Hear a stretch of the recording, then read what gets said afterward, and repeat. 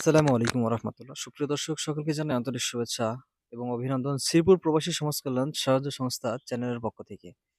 সুপ্রিয় দর্শক, আজকে আমি যেখানে অবস্থান করছি এটা আমরা শ্রীপুর কুটিরের বাজার থেকে আসছি অনেক দূর একটি অসহায় ফ্যামিলির পাশে।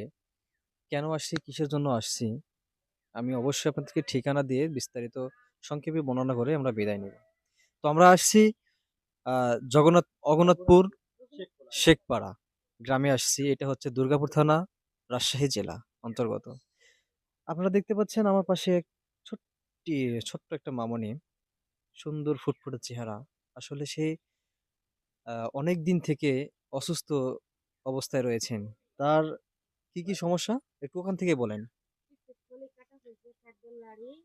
পেটের থলে, খাদ্যর লালি, লিভারের সাথে টিমার হয়েছে। আসলে তার কতদিন থেকে আপনার এই মানে এই সমস্যাটা দেখাইছে?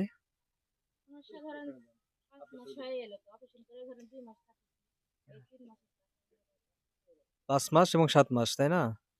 মানে ৫ মাস মোট হচ্ছে ৫ মাস থেকে এখন পর্যন্ত একটু সুস্থ আছে আরকি।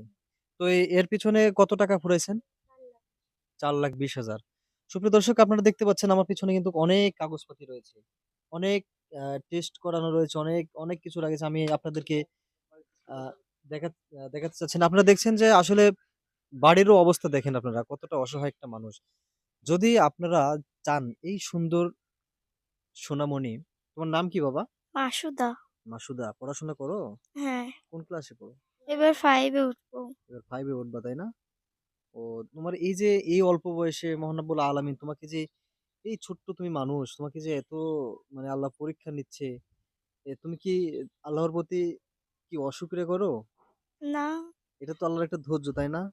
তোমার অনেক কষ্ট হয় না? এই যে অসুস্থ, অনেক কষ্ট পাচ্ছ না তুমি?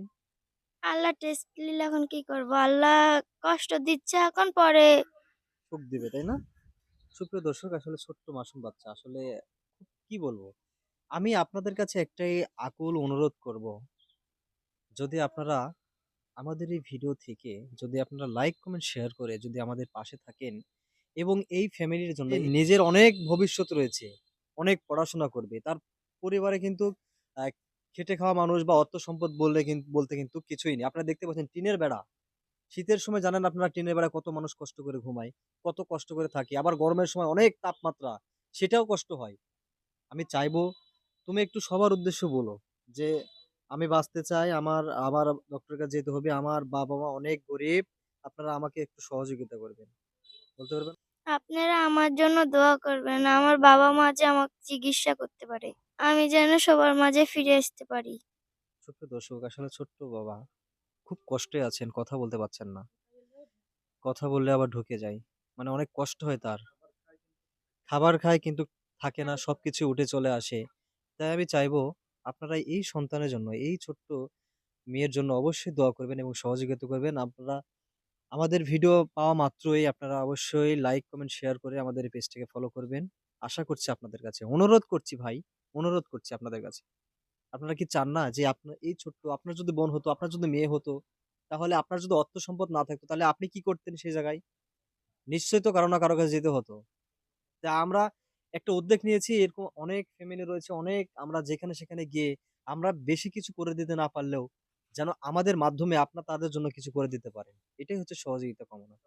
তার নাম, তোমার নাম কি একটু বলো তো? তোমার জায়গার নাম বলো। মাসুদা, বাবার নাম? মাহাবুর, আর তোমার গ্রামের নাম? রঘুনাথপুর শেখপাড়া, শেখপাড়া। থানা? দুর্গাপুর। দুর্গাপুর। আর জেলা রাজশাহী, তাই না? ফোন আপনাদের বিকাশ নাম্বার কি আছে? আচ্ছা, এটা আমরা ইসহালে তো বলতে পারবে না।